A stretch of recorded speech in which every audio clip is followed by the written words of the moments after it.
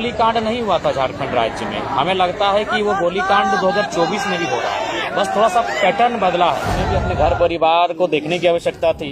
शायद इस बार जो 2024 का चुनाव हुआ इसमें 81 में, शायद मैं कंफर्म नहीं हूँ, शायद मैं पहला कुंवारा विधायक हूँ, तो शायद हम अपने परिवार के बारे सोचते हैं, हम अपना जीवन संगिनी के बारे सोचते हैं, लेकिन वो सब छोड़ के हम एग्रेशन की बात करते हैं।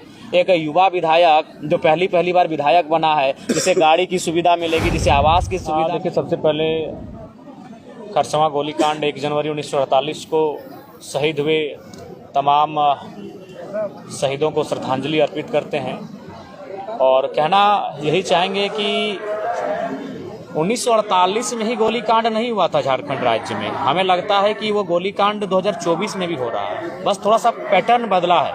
48 में सामूहिक गोलीकांड हुआ था, 50,000 लोगों को गोलियां चलाई गई थी। आज कहीं 50 लोगों पे लाठियां बरसाई जाती है, कहीं 5, और मामला वही है। खरसवां गोलीकांड को अगर समझना चाहते हैं तो हमें उस समय की परिस्थितियों को समझना होगा कि उस समय खरसवां के आदिवासी मूलवासी अपनी ज़मीन को उड़ीसा में मिलाने देने के पक्ष में नहीं थे, क्योंकि उनसे उनकी ज़मीनों और भाषा को कहीं ना कहीं छेड़छाड़ होता।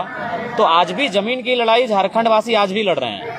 आज भी जो तमाम उद्योग घराने हैं, तमाम जो खनन के क्षेत्र में कार्य करने वाली कंपनियां हैं, उद्योग स्थापित करने वाली कंपनियां हैं, वो लड़ाई हम आज भी लड़ रहे हैं। बस फर्क है कि उस समय गोलियों से हमें मारा जाता था, अब कानून के दांव पेच से मारा जाता है, या प्रशासन की झूठे एफआईआर से हमें मारा जाता है।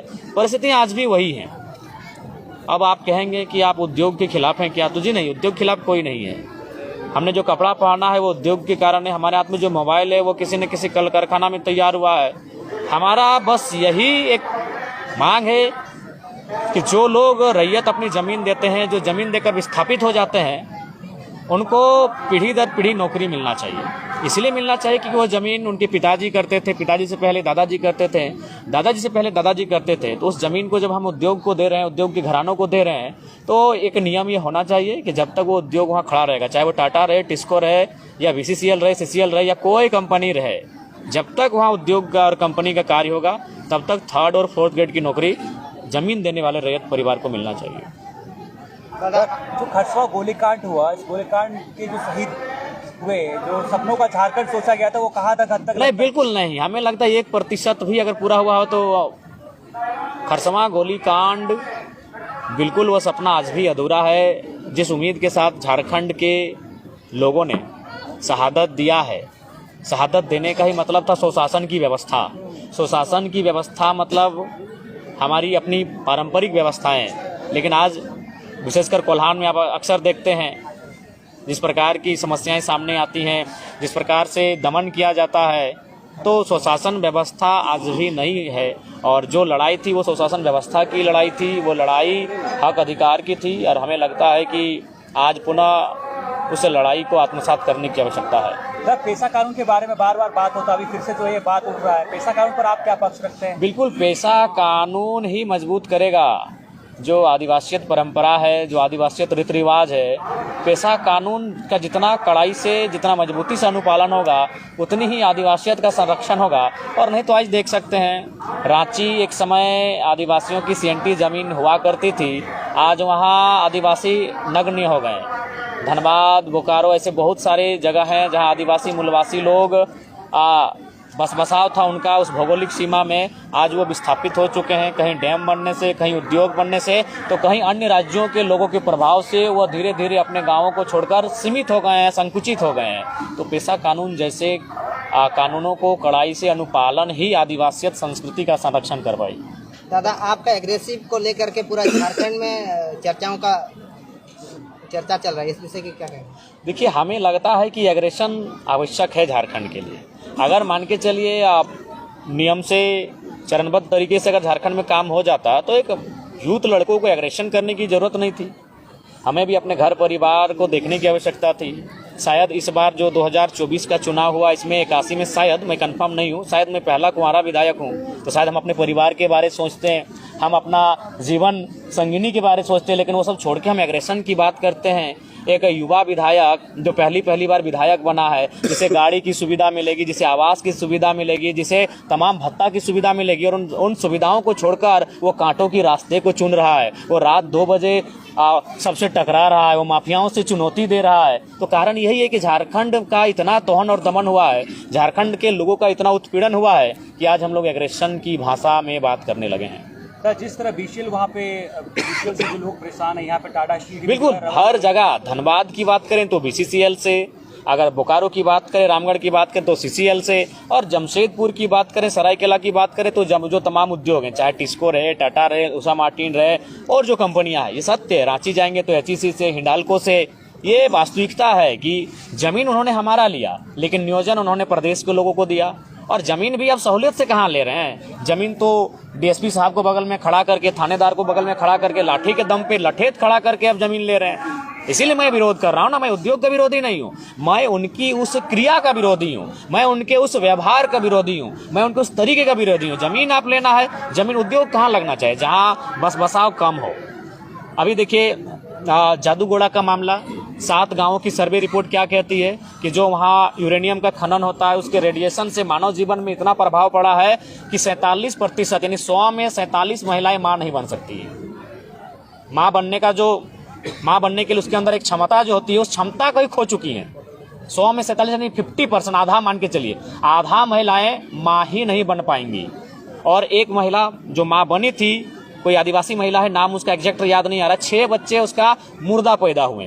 तो मेरा कहना है कि उद्योग कहाँ लगे, उद्योग वहाँ लगे जहाँ मानव जीवन प्रभावित ना हो, जहाँ पर्यावरण प्रभावित ना हो, जहाँ वन्य जीव प्रभावित ना हो। उद्योग किसी लगाए ना, किसी बंजर भूमि में लगाइए। मानव जीवन को प्रभावित करके, पर्यावरण को प्रभावित करके कौन सा मुनाफा आप कमाएंगे, कौन सा इसीलिए उद्योग का कोई विरोधी नहीं, उनका जो व्यवहार है झारखंडियों के साथ, उस व्यवहार का विरोधी है। जयराम जी, नया साल आ गया है, किस तरह से आगे अपनी पार्टी को लेकर आप अपने काम किस तरह से करिएगा? क्या देखिए, हम लोग नितांत अपने कर्मों पे फोकस करेंगे। अगर हमारा कर्म सार्थक रहेगा तो लोग जुड़ेंगे। हम लोग वो ये कैंप माने बाकी लोग राजनीतिक पार्टियों की तरह जिस प्रकार लोग जोड़ते हैं, उस व्यवहार से हम लोग नहीं जोड़ेंगे। हम अपना कर्म पे केंद्रित करेंगे। ब्लॉक का मामला रहेगा, हम लोग ब्लॉक में आवाज बुलंद करेंगे। जिला का मामला रहेगा, हम लोग जिला में आवाज बुलंद करेंगे। विस्थापन का मामला रहेगा, हम लोग विस्थापन पे बात करेंगे। और लोगों को यदि लगेगा कि हमारी लड़ाई सार्थक है, हमसे जुड़ेंगे, नहीं लगेगा नहीं जुड़ेंगे। जिस तरह गुजरात मॉडल के दम पर पीएम नरेंद्र मोदी जी पीएम बने, क्या डुमरी मॉडल वो देखने को मिलेगा 5 साल का? क्या आप लोग का फोरकास्ट है? डुमरी मॉडल बिल्कुल देखने को मिलेगा, और उसके लिए हम लोग बहुत सारी योजनाओं को बेहतर सिस्टमेटिक तरीके से लाने के लिए चरणबद्ध हैं। और बिल्कुल डुमरी मॉडल को हम लोग आने वाले 5 सालों में झारखंड में एक एग्जाम्पल के तौर पे प्रस्तुत करेंगे। जयराम जी, डेट बदल जा रहा है, कैलेंडर बदल जा रहा है, लेकिन रोजगार की मुद्दा वही है, स्टूडेंट वही सड़कों पे है अभी भी। क्या कहिएगा इसको लेकर? नया साल में कुछ संदेश देंगे छात्रों को लेकर, कुछ हित करिएगा? देखिए, हम तो स्पष्ट कहेंगे, राज्य सरकार को आपके माध्यम से संदेश देंगे कि जब तक खतियान के आधार पे स्थानीय नीति, स्थानीयता के आधार पे नियोजन नीति और पिछड़ों के आरक्षण में संशोधन, जब तक इन विषयों को इम्प्लीमेंट नहीं करती है, और अगर कोई नियोजन लेती है तो उसमें क्या होगा कि झारखंडियों के साथ सरासर अन्याय होगा।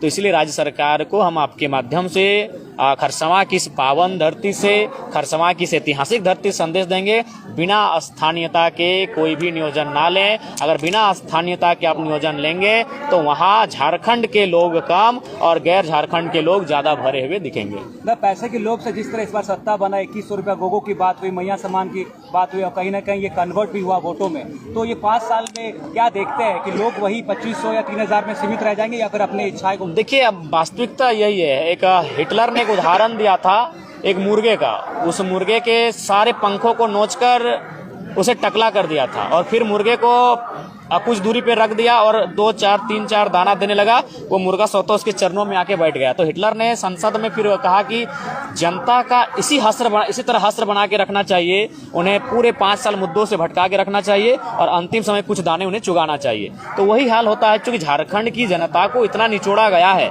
कि उन्हें जिंदा रहना ही विकास समझ में आता है। देखिए, मैं पुनः कहूँगा, मैया सम्मान, अगर नारी सम्मान की बात है तो अच्छी बात है। मैं आज फिर तर्क दूंगा, 45 से 50 वर्ष की जो महिलाएं हैं उससे ऊपर जो है उनको आप ये सम्मान दें। लेकिन अगर आप 18-20 साल की बालिकाओं को सम्मान देते हैं तो उस मेहनत के साथ 2000 रुपये जो कमा रहे हैं उनको एक धक्का लगेगा। आप किसी को फ्री में अगर 2000-2500 रुपये देते हैं और जो लोग अपना हाड़तोड़ मेहनत के साथ जो युवा 2000-2500 रुपये दिन मैंने महीना का कमा पाते हैं, उनकी मानसिकता को डैमेज करेगा। ठीक है, थैंक यू। धन्यवाद।